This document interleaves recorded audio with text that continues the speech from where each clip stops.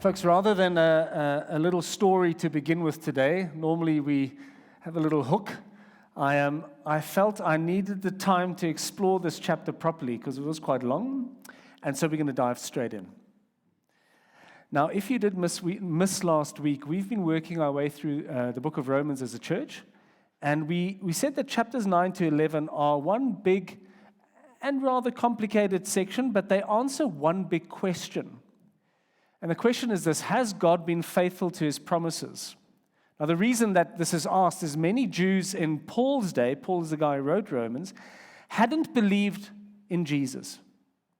And so people were wondering, well, if the Jews to whom Jesus came haven't believed in him, has he dropped the ball? Chapter 9 began by saying that God has in fact been faithful. He's actually been merciful and compassionate. And chapter 10, as Tajiri saw that I read it, I wonder if you saw, chapter 10 shows the responsibility for their unbelief actually lay with the Jews. And so today we can just dig into that a little bit and then explore how that applies to us. So here we go. In chapter 9, verse 30 to 9:33, we get told that even though the Jews pursued a right standing with God, that's the word righteousness, they hadn't got it, whereas Gentiles who'd never even bothered with God had. What was with that? Paul says, well, the difference is that the latter, the Gentiles, had received the righteousness of God through faith, whereas the Jews had kept pursuing it by trying to be good themselves. So that when the message came that said, guys, trust in Jesus as the rock to whom you must cling in a storm, they didn't cling to the rock, they tripped over him. They couldn't grasp what he meant for them. In chapter 10, verses 1 to 3, Paul expresses his real concern that the Jews, remember they're his people, that the Jews had sincere zeal for God, but that zeal was misplaced. That zeal was expressed in them trying to earn their own way to God, whereas verses 4 to 5, the law that they so zealously tried to keep actually found its fulfillment in Jesus. Paul uses an interesting phrase. He says, Christ is the end of the law, which doesn't mean that it's finished. It's like you don't have to bother about it anymore, but he's the one it points to. He's its culmination, the goal. For two reasons. One, because he is the one who actually did all those things. He did everything in the law. He lived by the law. That quote from Moses. He's the only one who actually accomplished and obeyed everything in the law. And that's why he would rise from the dead. Death couldn't keep him because he was innocent. And also, the second thing, it pointed to the futility of the Jews, or anyone for that matter, trying to be right with God through the law. Because the Old Testament for them, experience for us, shows that we break it time and time again. If we didn't, we wouldn't need to have a confession and say sorry to God, but we do. Now in verses 6 to 13, Paul begins, and he uses the Old Testament again, and I realize as you read it about going up to heaven, going down to the abyss, it sounds quite complicated language. Interestingly enough, I think he's trying to show how being made right with God through Jesus is actually very simple. You don't have to go up to heaven to fetch Jesus down. You don't have to go look for him in the abyss. He's nearby. What he offers you is simple. It's in your mouth. It's in your heart. It's as simple as believing that he rose from the dead to rescue you from death. That's his work. It's as simple as confessing that he is Lord, he is King, he's God's chosen King for you. Believe and confess. Now, that's not a two-stage thing, as if you have to go through two hoops to become a Christian. Some people think that. They go, well, you have to believe that he's rose from the dead, and then you have to confess, and you haven't done both. Then that's not right. No, it's simple, remember? He's using what is called, it's just a Hebrew literary tool. You see that in the Psalms sometimes. It's two sides of the same coin. That if you're someone who believes in your heart that Jesus rose from the dead, you are going to confess that he's Lord. It's just the two things go together. Now, in that phrase, Jesus is Lord. And in that belief, he rose from the dead. There's a lot to unpack, and the whole Bible helps us unpack that. That's the application of our faith, and we'll get to that in a few weeks' time in Romans 12. But the point there is, it's really simple. You don't have to have decades of soul-searching in silence in a temple on a mountain. You don't need to perform religious activities religiously to earn a place. It's very straightforward. Trust in Jesus. But because God knows that we like to overcomplicate things, because he knows that we are drawn to super spiritual stuff and we admire super religious stuff, we're comforted in verses 11 to 13, still on that section, with the words that if we simply believe, we will be saved and not put to shame on Judgment Day. That's a quote from the Old Testament. For everyone who calls on the name of the Lord, verse 13 is a quote from the prophet Joel, everyone who calls on the name of the Lord will be saved. It's actually a really astounding use of that quote, because Joel in the Old Testament would have meant God as in Yahweh when he said Lord, and Paul would use Jesus when he says Lord. It's one of those verses we looked this week in our growth groups at how Jesus is God, he's divine. This is one of those verses that points to that. Anyway, Paul then goes on to his next question. He says, how then can they call on him? They have not believed in him. How are the Jews of his day going to call on Jesus if they don't believe in him? Because faith comes through hearing. And he spends the rest of the chapter saying, they have heard. They have been told. And, Paul certainly, everywhere he went, he first went to preach to the Jews. And he circles back at the end of the chapter to say, they've heard, but even though the Gentiles have heard and believed, look at what God says about the Jews of his day in verse 21. All day long I have held out my hand to a disobedient and defiant people. The big idea, as I mentioned in the beginning here, is that the Jews had overcomplicated their life by trying to take their salvation into their own hands and stumbling over Jesus, not believing that he was the way of salvation, even though God held him out to them as such. And in the context of chapters 9 to 11, that is quite a thing to say. Because though God, we saw last week, freely chooses who he will save, who he will have compassion on, there is still an active rejection by those people who had access to God's call to salvation. They are responsible, says the Bible, for their own status as unsaved. And that is a tension. It's a tension the Bible holds out for us. But again, like last week, I do think we see the mercy of God in here. Because his message of salvation was freely made available to them. Verse 18, Paul says, but I asked, did they not hear? And he said, yes, they did. Their voice has gone out to the whole earth and their words to the ends of the world. That's a quote from Psalm 19. In Psalm 19, David says, the heavens declare the glory of God. Day after day, they pour forth speech. Everyone in the whole world in that psalm knows about God because his creation cries it out to them.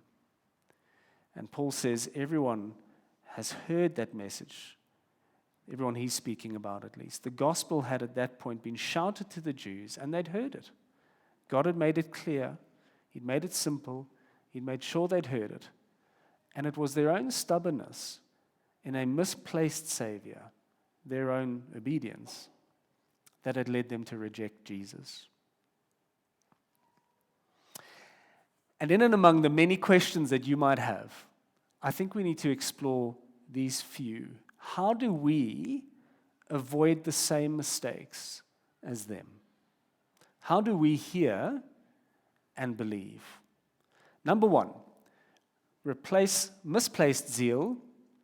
Say that fast 5 times. Replace misplaced zeal, I didn't even make it once, with gratitude to Jesus. So look again at the first verses of chapter 10. Brothers and sisters, my heart's desire and prayer to God concerning them is for their salvation. Second time in these chapters that Paul pours out his heart for his people. I can testify about them that they have zeal for God, but not according to knowledge. Since they are ignorant of the righteousness of God and attempted to establish their own righteousness, they have not submitted to God's righteousness. Now, I want to highlight 3 words in this chapter. The first is zeal, which is having a great energy or enthusiasm about a cause. The second is the word righteousness, and I want to just link that to the word salvation, which appears a number of times in this chapter. Those 2 words are used interchangeably. The first, righteousness, means to be right with God. Salvation means to be rescued. So salvation is being made right with God, and being made right with God is what we are rescued for. Now, we all know people who are zealous, from sports fans, the guys who follow every step of the Tour de France, you know who you are, to the many really awesome South Africans who kind of get their heads and hearts into a good cause. They're all over the show, and then they just smash it. They're in there. They've sold out for that, and they push for that cause. Those guys are zealous. We also know people who are zealous for God. We know people who are zealous maybe for a different God. We know people who are zealous for doing right. See that Paul is upset. He's sad about a misplaced zeal, and I think we probably should be more often than we are. In the case of the Jews, their zeal for God, they so wanted to live to please Him, had led them to aim to be righteous, saved, remember, by what they did, their works. And that is a trap I think many of us are tempted to fall into. We believe in a God, we might even believe in the God of the Bible, but we feel like in order to be right with Him, we need to prove ourselves. We need to do the right stuff, live the right way, tick the right boxes, and then we will be righteous. Then He will be happy with us. We want to be the person Moses wrote about in that quote in verse 5, the one who does these things will live by them. But we can't. It's the tragedy of it all. Our good is never good enough. But then to top it all off, there's this inherent character trait in humanity that says, I must do it myself. Which means that even when we realize we can't do it, we stumble over Jesus, who when He said on the cross, it is finished, meant it. You don't have to do any more. It is finished. And being a Christian begins when you say, I'll take that zeal that results in me trying to be the most religiously upright or spiritually deep person so that I may attain to God. I'll take that zeal and I'll turn it into gratitude to Jesus, who has already got me right with God. Now, building off of that is the second idea, which is don't overcomplicate things. Trust Jesus. Part of what causes us to stumble is that we are trained from when we're little to believe nothing in life is as simple as this. There's no free lunch. We have to work to achieve things. We have to earn our stripes. We're raised to be people who, we don't want to be entitled. We want to contribute. So we struggle with the simplicity of Christianity. You don't need to pray 100 times a day. You don't need to, through meditation and spiritual enlightenment, reach up to the heavens because He's come down. You don't need to work hard to please God and earn your way out of His debt because Jesus has already done that. He's come back from that place. And He'll bring you with Him if you trust Him. It really is that simple. Anchor yourself to Jesus. In his testimony, Pierre mentioned that. He said he prayed that prayer when he was 9. He prayed it when he was 13. When I chatted to him earlier this week, he said when he was about 19, he realized he was putting his faith in the quality of his prayer. And actually, all through his life, since he could remember, he had lived in trust that Jesus had risen from the dead. Don't overcomplicate things. Trust Jesus died for you. And you see, not only is it straightforward, it's also universally available, universally effective. If you look again at those quotes where he kind of gives us confidence in verses 11. He says, "For the scripture says, everyone who believes on him will not be put to shame, since there is no distinction between Jew and Greek, because the same Lord of all richly blesses all who call on him. For everyone who calls on the name of the Lord will be saved." Everyone. No matter your background, whether you're Jew or not Jew, no matter your ethnicity, what you've done or not done, it's universally available to everyone, young and old. And it's universally effective. Everyone who calls on the name of the Lord will be saved. If you call on the name of the Lord, he's not going to say, "No, I don't want you." Everyone who calls on the name of the Lord will be saved. So if you are someone here today who does believe there's a God, and you're sitting near the back maybe because you think you are not right with him,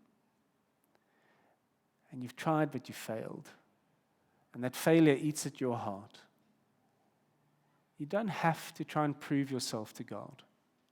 Jesus has done all the hard work. Put your trust in him. It is as simple as saying, I believe you rose from the dead, because inherent in that statement is because you died to pay the price that I can't. And you rose because you paid it in full. Inherent in that statement is saying, I'm going to trust you, i.e. you are my Lord. I'm going to follow you wherever you go. And where you lead, I'll go. You're my king. And you can do that in your chair. It doesn't have to be a special prayer. Remember, you're not trusting in your prayer. You're trusting in him. But I guess also there might be some of us here today who believe that we believe in God, and we do believe we're right with him because we are good and because we have done everything right. That faith is misplaced. There is none of us who's done everything good and right. Rather turn and trust in Jesus. How do you know if that's you? Well, maybe it is because you're confident that you're good enough. And that confidence is often expressed in thinking that you're better than others. And you will look down on them according to your standards for yourself. That's often a giveaway. Drop that zeal, and trust in Jesus. Everyone who calls on the name of the Lord will be saved. And perhaps at this point, just a little further application for parents here. I think it was great to hear, for our kids to hear a testimony of someone who grew up in a Christian home and heard about Jesus early. I think we raise our kids, and we need to raise them, to understand that they live in a world where they need to work and they need to contribute, and there's no such thing as a free lunch in the world in which we live. But we want to be careful we don't do that with faith. We want to be careful we don't teach them that being a Christian is trying to be a better person. Being a Christian is trusting in Jesus. And once he is our Lord, that will shape how we live life. So root their behavior in who they are in Christ, rather than trying to let their behavior get God favorable with them. So just remember that, folks, for our kids. Now, the third application is a little bit more broad, and I think it's getting our heads around the fact that the gospel is gospel. The gospel is good news, especially in a world which seems to be increasingly more negative about it. So, across ages and across cultures, observers and scholars have found that there are at least 5 common itches that all humans have. They're expressed differently in different ways, but they are things like connection. Who am I? What is my place in the world? There's something called norm, by the way. I got these from this book. That's why the picture's up there. I just wanted to give credit to Daniel Strange, who made me see this. Don't jump ahead for the next ones, because there's some reveals that have to come, okay? So Dan Strange makes the point that these itches are connection, who am I, what's my place in the world, or how am I supposed to live, which is norm, destiny, how is the world controlled, where is it going to? Fourth one, is there a higher power? And then the fifth one is delivery, which is what is wrong with the world and how do I solve it, or how am I saved from it? There's that word, save. Now, these are itches common to everyone. Some of us think about them more than others. I'd never thought of it like this before I read this book. But so far, what we've done is we've spoken about God and being right with Him. We think as Christians in a framework where we shape our life with the fact that God is there. But if you don't believe in a higher power, which a lot of modern Western society doesn't, then delivery or salvation doesn't need you to be right with that higher power. Right? He's not there. Then what's wrong with the world is focused on the here and the now, because this life is all there is.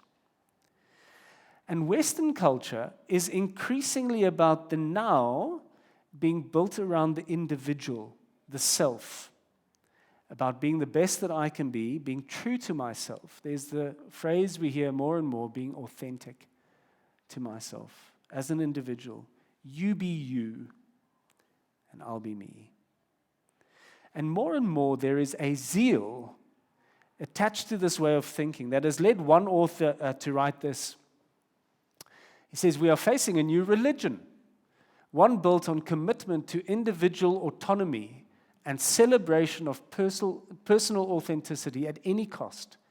It is a religion that finds ultimate meaning in self. Individual autonomy, personal authenticity, means it's less about tradition, it's less about culture and family. In fact, if those things don't agree with you in your search for personal autonomy, then you have to be delivered from them. It is all about me. And this idea has its own teaching, it has its own anthems. I read on a blog post this week a quote from Taylor Swift. I didn't read Taylor Swift, just a quote from her, and it's where she said, I know it can be really overwhelming figuring out who to be and when, who you are now and how to act in order to get where you want to go. I have some good news, gospel. It's totally up to you. And I also have some terrifying news. It's totally up to you. That's today's gospel. You can be your authentic self, and it's up to you, no one else. This gospel has its own teachers, and it has its own anthems. When we sang We Believe, maybe that's the fact that we've sung that every week has the word anthem in my head, because so let our faith be more than anthems. This way of thinking has its own anthems, one of which is a young girl wrestling with the bonds that her parents and her culture have put on her, and she feels trapped by this. And the song is actually her wrestling and kind of coming out the other side free. And she sings, the following things are smaller. She sings, the wind is howling like the swirling storm inside. Couldn't keep it in.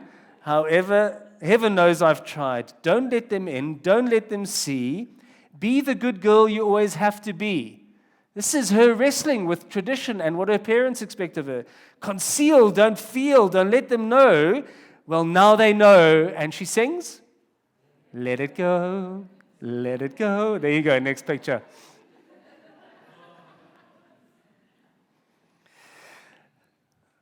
I'm going to go listen to some heavy metal after church because I've mentioned Taylor Swift. Let it go. Now, I get why Let It Go has been such an anthem for many people, because one of the things about our culture is we just appropriate things for ourselves and give it our own meaning. And so for a lot of us, it's been, a lot of you, maybe other people, it does speak into dealing with oppression and with hardship and coming out of things on the other side. The tricky thing with popular culture, the tricky thing with taking it on board, is that it comes with its own worldview. This is a song, it's one of those Disney songs that actually says, cast off what your parents think. Cast off what tradition is. Cast off what family does. Be your own self. And look, you can enjoy the song, but be careful that you don't take that worldview in for yourself. We want to understand our culture. We don't want to be discipled by our culture. Now, Romans 10 is primarily, as we mentioned briefly, the continuing proof that God has not failed in his promises, but that the fact that so many Jews of Paul's day had not believed in Jesus was down to the fact that they refused to. They saw their delivery elsewhere. And in doing so, they missed the beauty of the good news of Jesus. And they missed the fact that those who brought that good news to them were actually for them. How beautiful are the feet of those who bring good news. The gospel of Jesus is often foreign to people. It is foreign to those of us who feel like we can get to God on our own.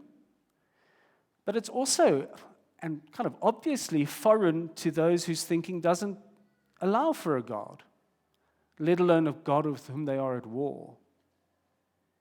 And some folks will need to understand the Christian framework with which we think, the framework that the Bible presents to us, the fact that God, the Creator, made the world well and good, that we messed it up, and that the problems in our world stem from that. The problem in our world stems from the fact that you and I are opposed by nature to God. That's our human condition. Whether it's an active opposition, whether it's just an indifference, Romans has shown us that God is going to judge us for that. And the solution is not in me. The solution is not up to me. That is not the good news. Because my heart and your heart are the seats of our opposition to God. Something actually needs to be done for us, not by us. And that is what Jesus has done.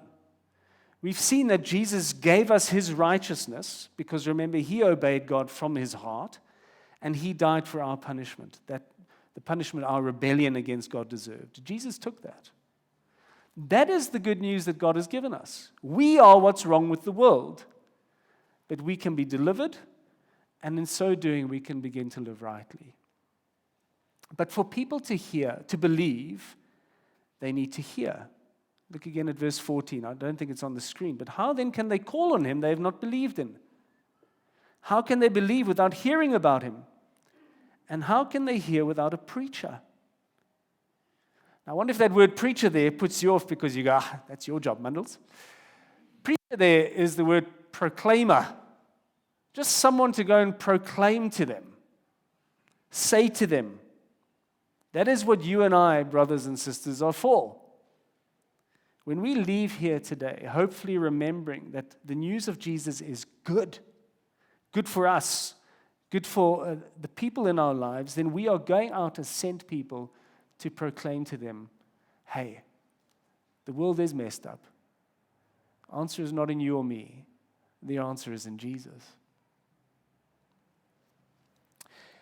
And in a world where I guess people of all other religions do such good, in a world where charismatic, influential people like Taylor Swift tell our young people that it's up to them, in a world where powerful things like social media or governments try and, I guess, suppress that and are quite scary, we want to be the following kind of people as we go out. Number one, we want to be grateful people. People who don't go out there this evening as anxious as the rest of the world to prove ourselves to God or to deliver ourselves from what is wrong. We want to be people who understand that our greatest need was to be right with God, and he has made us right with him through Jesus. And so we're just profoundly grateful. And we rest in what has been done for us. We're not pushing, we're not nervous, we're not anxious, we don't overcomplicate things. We're not nervous we need to be more religious or more spiritual. We're just thankful because Jesus has done it all for us. Grateful people. We can go out there this evening as confident people. Confident not in ourselves, Not that we're right and they're wrong. No, confident that Jesus is good news for everyone and that is true. This is a confidence that means that we're not easily swayed or easily cowed. It's a confidence that means we don't have to be arrogant. We don't have to fight with those who have opposing views. It's a confidence that expresses itself respectfully but honestly, because it's grounded in the fact that God is merciful and compassionate and that He will rescue people through the message of the risen Jesus. You and I don't have to rescue them. That pressure is not on us, just like it wasn't on Paul, though he was fervently praying for the people he cared about. It is each person's responsibility what they do with the message that they're given. And a thankful, peaceful confidence is a beautiful thing because it's at rest, it's at peace. And the fact that all humanity have those itches, they point us to the fact that we all know we're not at peace. We're all looking to make things right. And Jesus gives us that. He is wonderful news. Remember that today, Christians. Remember it as you go out. Rest in it. Rest in it. And let us be part of the church globally whose voice goes out to the whole earth so that all those who need to hear the news will. And you and I can be part of that great mission of God. You know, the heavens declare the glory of God. We want to as well. We want to share the news of peace with God, of salvation, of righteousness, and how Jesus has given that to us, and how Jesus makes it available to everyone.